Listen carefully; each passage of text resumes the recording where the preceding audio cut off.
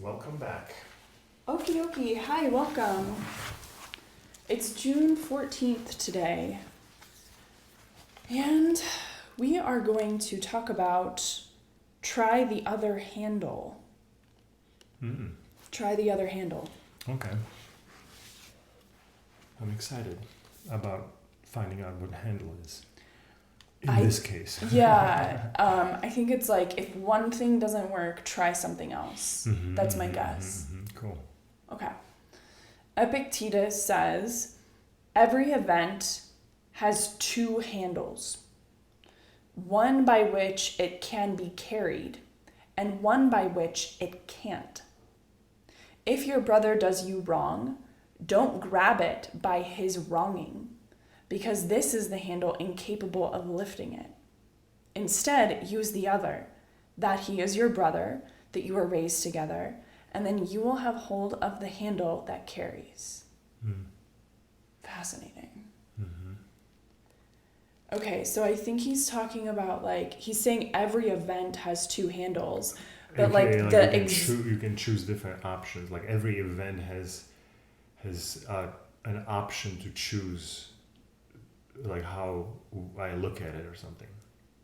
Yeah. Well, then the example that he gives is like basically a negative situation where like somebody has betrayed someone else, and it would be really, really easy in that situation to be mad or to react to it.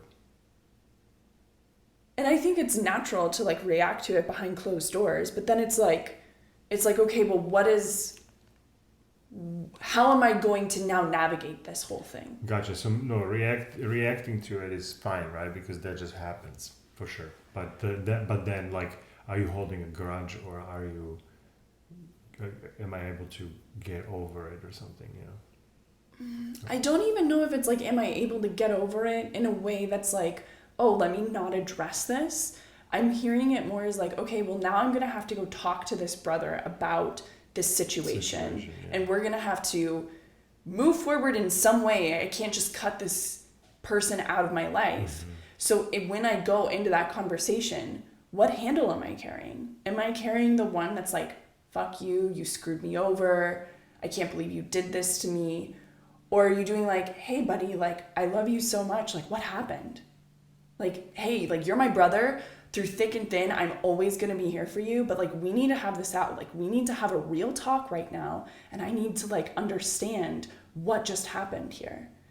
And like I see that in here, and I'm like, it like gets me a little bit antsy because I know I'm so terrible at that. Like when I have the disappointment or anger or something like that, like it's so easy to go into like how I feel wronged or how I feel all of this stuff, and like to take the other handle doesn't mean to sweep something under the rug or like not address it.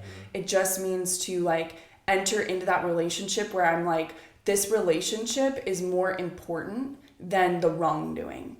Yeah, like there's like a better option, right? Like the other handle existing, it means that there is another option, right? So it's like those first options are usually not wrong, but just kind of, they carry a lot of stuff with them, emotions, too much excitement, all of these things, right? And so there is a other option, like just knowing that in that situation when things are like arising and I'm like, this is not really how I wanted it to go or something, I can think like, okay, there has to be another option how to look at this differently, right? But a lot of times I go like, this is just what it is, like sucks, like this blows, it's done, it's like that, and it's like, it's almost like very final of how I form my kind of opinion about something, right? And it's like it's formed and now it's there to be recalled very quickly, right? But it's like changing it now, it's more difficult, right? So it's like he's kind of saying it's easy to do it maybe at the beginning when you're forming it and you say, hold on, let me not just take this on as like a belief going forward. No, this is this, and there probably is other options out there that might be better than what I'm thinking currently. And just having that in there, you can now go search for those other options, or not take this one so seriously forever, because you know there's the handle out there. You might not have access to it. And even if you don't, or like even if I don't catch it at the beginning, like it can be caught at any point. Any point, yeah. It's just I'm imagining it as being easier at the beginning, but maybe that's not an option to catch it. Right. Yeah, especially like in a learning, if I'm just like learning how to change how I behave when the world is less than perfect, according to me. Right. But that to me is this like, oh, but there is another option. I can use that tool to say in those very emotional moments, let's say, I can use that to say, oh, hold on, it actually helps me to calm down from that, right? Because then I say, oh, this could be some other way, I just don't know what it is. Oh, okay. It's not this way, the way it's being presented currently or something, you know? Like it's not final or something. Yeah, and like what you're kind of talking about is like the idea that like how I see the situation is maybe like I don't have all the facts, and so like the situation might be different than how I see it. And what I'm hearing also in what he's talking about is like it's not saying that like I'm seeing the situation incorrectly. It's like I'm emphasizing the wrong aspect of the situation, because the handle that doesn't carry is the handle where I'm just pissed off at like whatever the person did. But the handle that does carry is the handle of like, well, the relationship is more important than that. Yeah. And I'm going to approach this, like if it's even like I'm thinking about people at work or something like that, you know, that you're like, well, I don't like any of this behavior that they have going on and I don't know how to address it. And it's like, oh, well, like, what if I show up and I address it by like, my relationship with this person is the most important thing here. And on top of that, now we're having this discussion instead of how I might normally approach it, which would be like, this relationship doesn't matter. I don't care about this person. And that's not true, but like, that's how I'm behaving. I'm behaving as if that were true. Yeah, because and that connects to what I was saying is that because you think that that's the only option, to only think that, to approach the situation that way. And then this thing, it says no, there are other options, and now I go, okay, I see, so I'm maybe overreacting because there must be other options. I don't know them, but that's okay. Just knowing that there are more, that means that this is not the only one, and therefore maybe not the correct one. So I can take it much more lighter or something, that scenario, even though the scenario might seem very overwhelming or something, you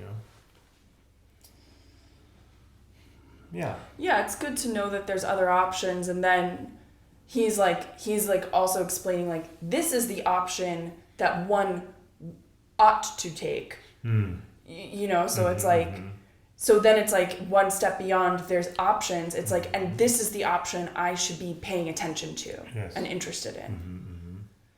Because I like what he says, like it's the handle that carries versus it doesn't carry. Like this handle is the thing that will bring us forward. Yeah, give better results. Yeah. Like I can have this relationship preserved and still figure out this mess that is created here that's like not okay. And we can all like somehow be okay on the other side of this, versus how I typically approach it is like, oh, well, like I don't trust my ability to handle those situations typically. And so because I don't enter it into it with the handle that carries, I'm not first and foremost like this relationship is the most important thing to me. And so in my reality or history or whatever is like, oh, well, I mean, this relationship will just fizzle. And like how many relationships have I had in my life of like friends or like even family members or something like that, that it's like we are not as close now as we could have been because I did not show up to a hard conversation in a way that helped the relationship move forward. It fractured the relationship in some way.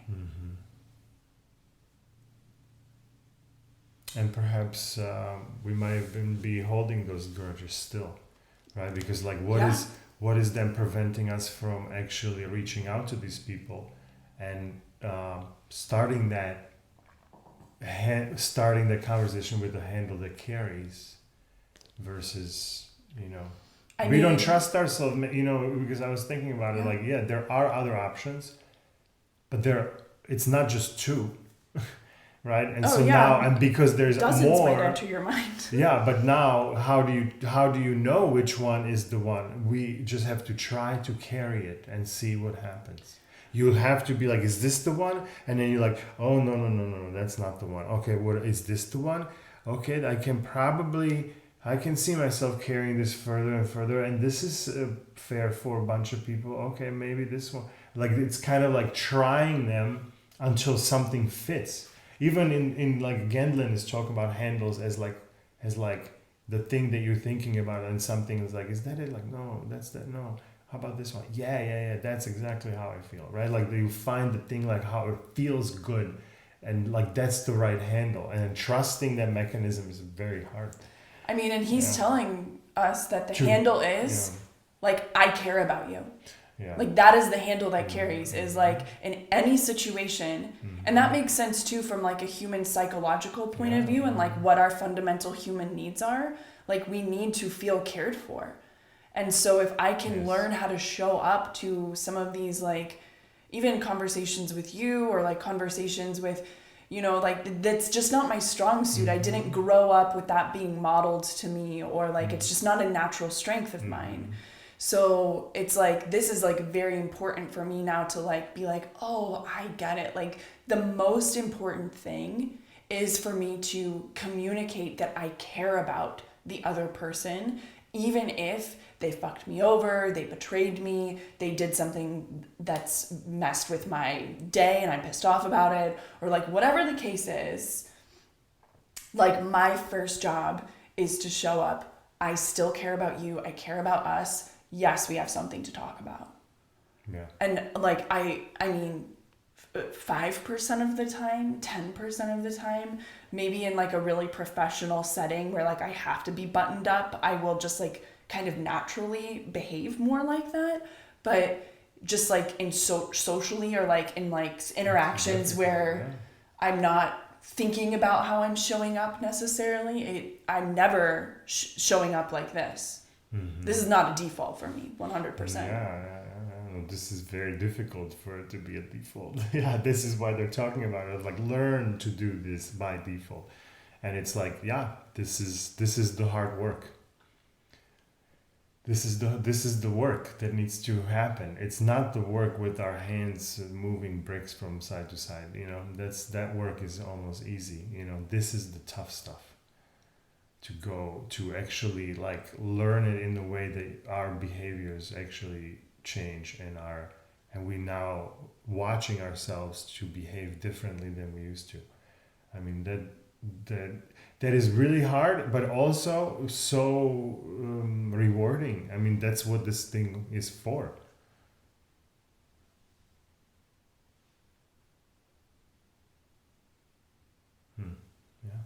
That's what this thing is for? Like this podcast? No, like this life.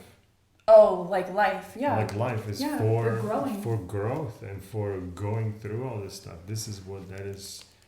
Yeah, this is what life is for. Yeah. You ready for Ryan? Not for. This is what life is. Yeah, that's better. That's a better handle. Let's do, Ryan. Oh wow, that's a big one. Okay, cool. Ryan says, the famous journalist William Seabrook suffered from such debilitating alcoholism that in 1933 he committed himself to an insane asylum, which was then the only place to get treatment for addiction. In his memoir, Asylum, he tells the story of the struggle to turn his life around inside the facility. At first, he stuck to his addict way of thinking, And as a result, he was an outsider, constantly getting in trouble and rebelling against the staff. He made almost no progress and was on the verge of being asked to leave. Then one day, this very quote from Epictetus about everything having two handles occurred to him. "I took hold now by the other handle," he related later, and carried on. He actually began to have a good time there. He focused on his recovery with real enthusiasm. "I suddenly found it wonderful, strange, and beautiful to be sober. It was as if a veil or scrum or film had been stripped from all things visual and auditory." It's an experience shared by many addicts when they finally stop doing things their way and actually open themselves to the perspectives and wisdom and lessons of those who have gone before them. There is no promise that trying things this way, of grabbing the different handle, will have such momentous results for you. But why continue to lift by the handle that hasn't worked? For sure. Yeah, like that's what it is. It's like we have to test those other handles, because it does feel like, whoa, I already have this one in my hand, and then it's kind of going, all right, but it's like, yeah.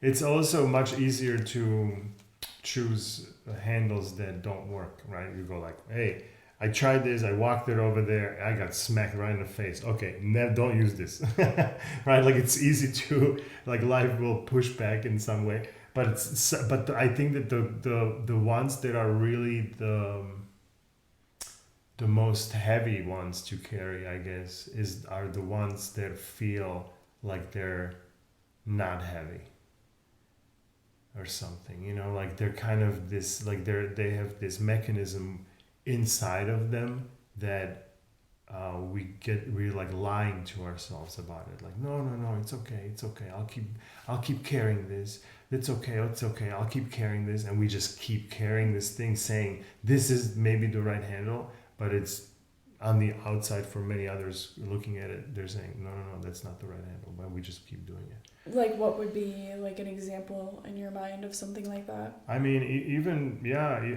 what he was mentioning about drinking, for example, like it's some people maybe are not alcoholics, that they go into a mental institution to recover. They may even be thinking that they don't even have a problem, right? And so that's the rough one, right? Like it's almost like, hey, if you're at the bottom, it's, like people need to hit bottom to recover. There's this saying, right? Like, because that's where those changes actually take place. Until that point, you carrying that, thinking, no, this is good. So it's like, and then how many people are not at the bottom, but they're, 10 feet under, but carrying that thing and thinking, no, I'm floating excellently at the top of this whole thing, right? But it's like, no, dude, you're drowning. And it's that's the reevaluating ourselves and say, am I really in these cases doing it the right way? Oh wait, I gotta look at that again. Maybe that's kind of like an action item to go recheck the behaviors and make sure that I have the right handle, actual right handle. Yeah, I like that. Well, in the story that Ryan told, it was basically like the guy doing a bunch of shit that wasn't working over and over again until he realized, like, it must have been sort of like a rock bottom moment, but like the moment that he realized, like, well, this is dumb, I can't just keep doing this because I know where this gets me. And so that might be like a good like trigger. Like, there's tons of situations in life where I'm not getting necessarily like the results that I would be wanting. And so then it's like, okay, let's look at, those are like the areas with the lowest hanging fruit for like finding a different handle. And like Ryan, the way that Ryan, I don't really know how, like, the way he was talking about this, it's still like he made it like way more vague to me than Epictetus did. Like Epictetus was like very clear, and then Ryan sort of just like made it this vague thing of like, find a different handle, find the one that carries, and I'm just like, thanks, bro. Like so the Epictetus that was like, oh, like that's the meat. It seemed solid, and then Ryan sort of like exploded it out, and more. But the example he shared, it was just like, okay, this guy, he keeps doing the same thing over and over again. He's not getting the results that he wants. And so maybe that's the part of it where it's like, okay, I've misinterpreted what's going on, or I'm not playing my cards the best way that I could be playing them. Like I could be showing up to this situation in a different way. So I guess like for Ryan, like the handle, it's a little bit more vague as to like, is this like a shift in how I'm looking at things? Is this a shift in how I'm behaving? And I know it's like all of it. Yeah, in some way it's all of it. Yeah, it's both, I guess, or and more. Yeah. I guess I'm just gonna kind of take this and simmer with it for a while. Yeah. And I liked what Epictetus was saying about like the caring aspect of things. Like he's my brother and I need to like show up like that. Like that really resonated. But yeah, we'll see what this turns into. Thank you. Alrighty, my friend, thanks for joining today, and leave us a comment. Let us know what you're taking away from this.